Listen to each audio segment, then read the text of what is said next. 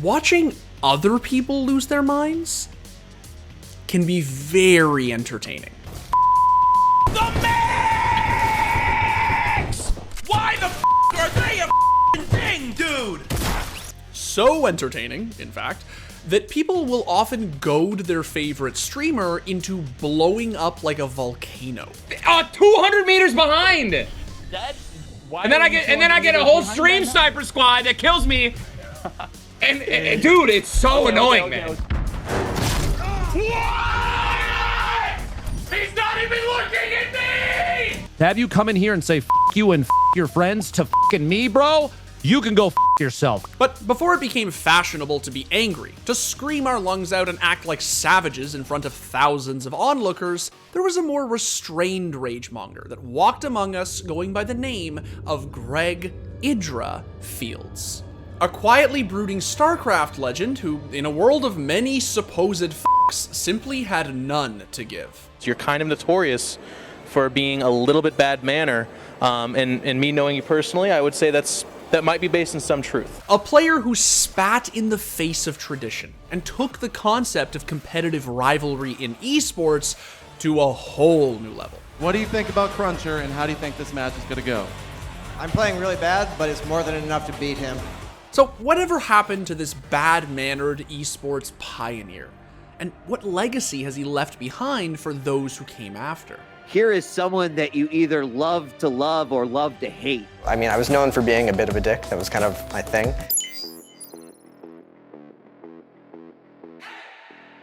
Now, when you hear the name IdrA, I'm sure that unsportsmanlike conduct is what springs to mind.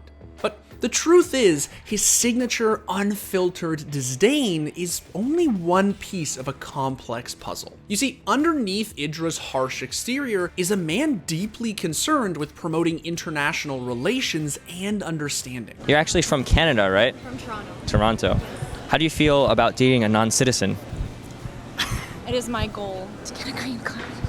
This is a green card marriage. A man with a keen sense of fashion. And with me, we do have the one, the only, the Kraken in his leather jacket. It is IdrA. And a very particular sense of humor. He has like 3 or 4 different openings, like Phoenix, Robo Expand, Twilight Expand, and then he goes into the exact same timing at the exact same time. So maybe you should watch out for that, right? That's fascinating. Yeah. Anyway. As one of the best Western StarCraft players out there, IdrA always stood out in more ways than one. He began his pro career during the Brood War era. After he won Estro's StarCraft Superstars Tour, he packed his bags and moved to Korea to play StarCraft for a living. And being one of very few non-Korean players in Seoul made IdrA an instantly recognizable figure.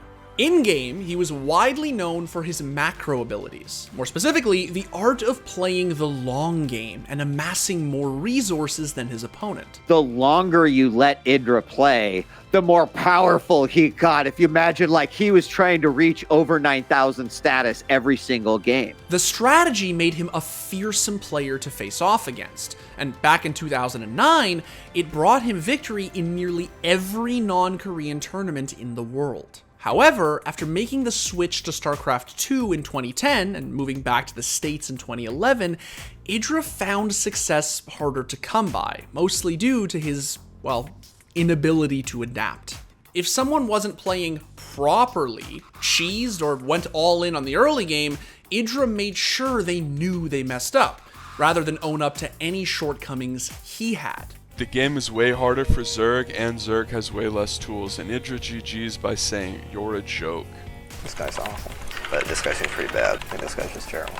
That guy was trash. This guy's really bad. He's actually chatting. He's like, the reason there's no Zergs on the server is, oh goodness, I guess they are not friends after all, and here we go. And Massey is saying, I am honored, sir, to receive IdrA Rage.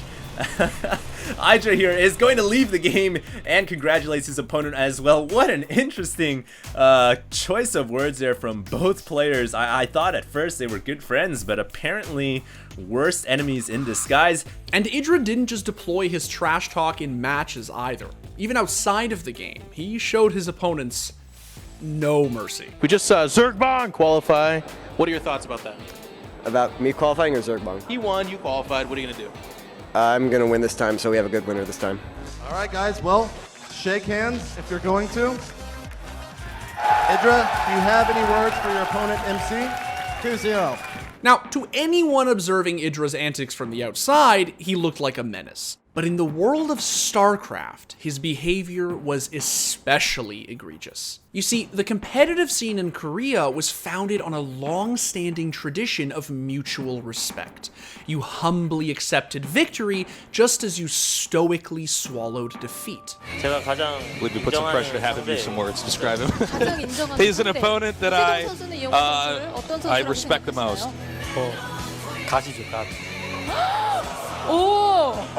He's as flash as a god. The mutual respect is touching. The respect is real. According to Kespa, if you wanted to surrender a match, you were expected to say GG and exit gracefully. Failure to comply wasn't just seen as disrespectful, it was also potentially punishable. And IdrA wasn't exactly big on showing anyone respect. So, as you can imagine, his opponents took his behavior towards them pretty personally. They really dislike the lack of respect, which is funny because they take any opportunity to be disrespectful themselves. Like the moment I say anything to them, they flip out and like everyone lists me as their rival on GSL and stuff. So they're a bunch of hypocrites. But yeah, they don't really like me as far as I know. So it's safe to say that the way that IdrA carried himself became something of a trademark. And his attitude didn't just manifest itself in the form of insults either. You see, if IdrA thought he was about to lose, whether or not that was actually the case, he would just rage quit. We're having technical issues. I don't know what happened. Oh, Greg, you're I disconnecting. am disconnecting. You're rage quitting from this too? One of the most famous instances of this happened in Game 2 of a series between IdrA and his longtime rival, Huck, at MLG Dallas 2011.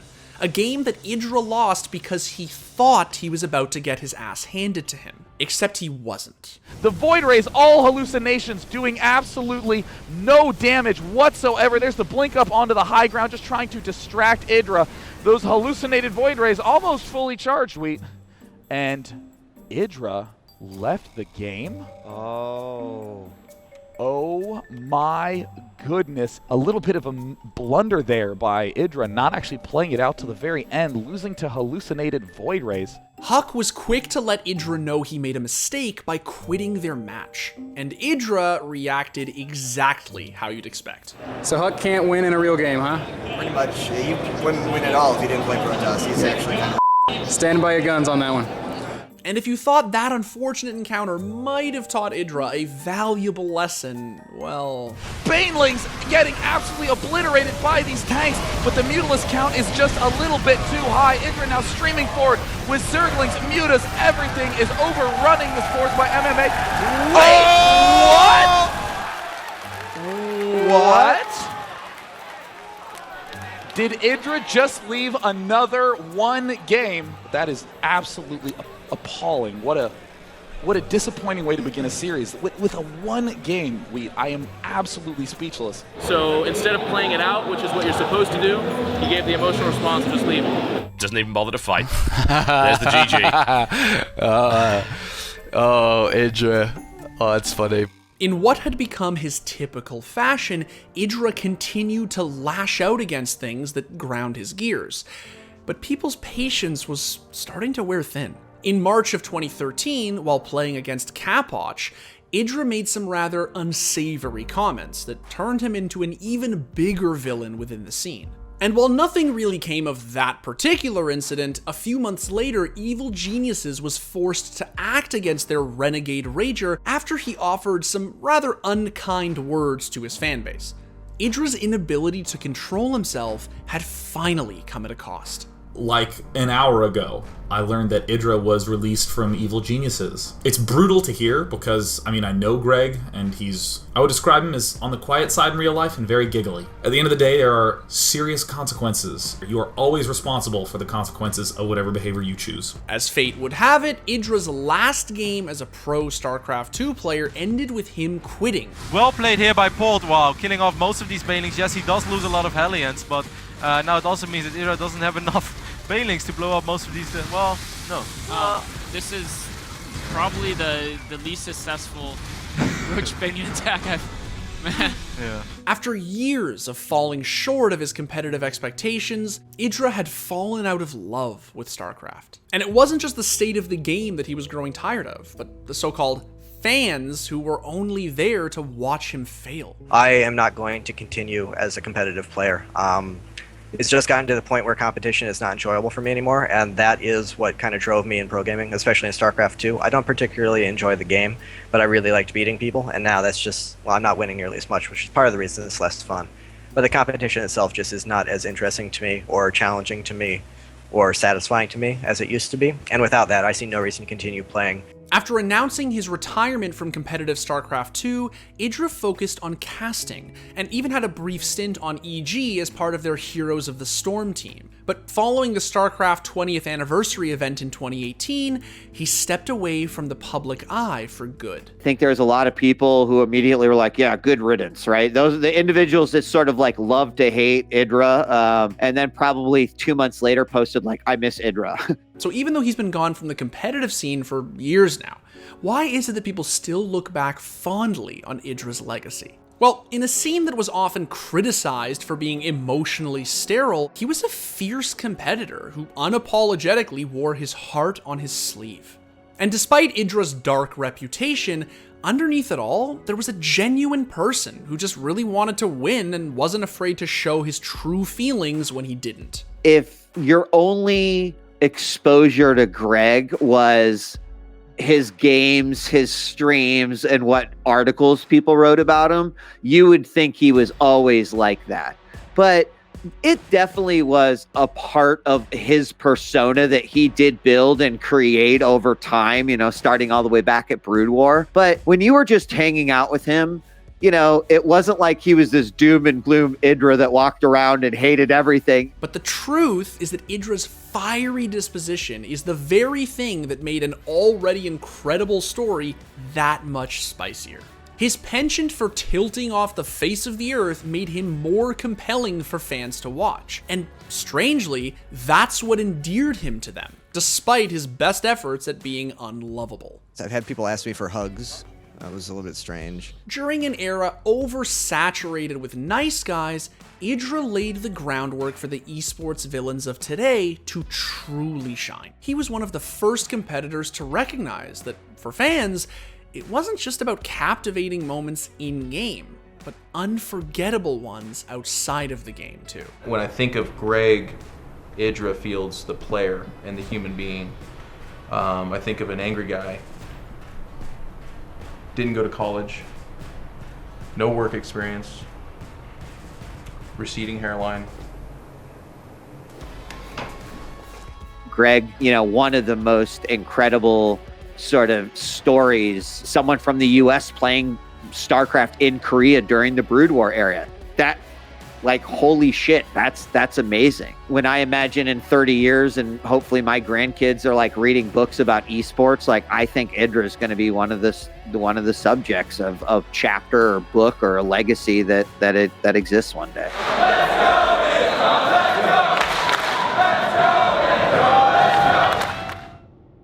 Devin Jones is the IdrA of theScore Esports.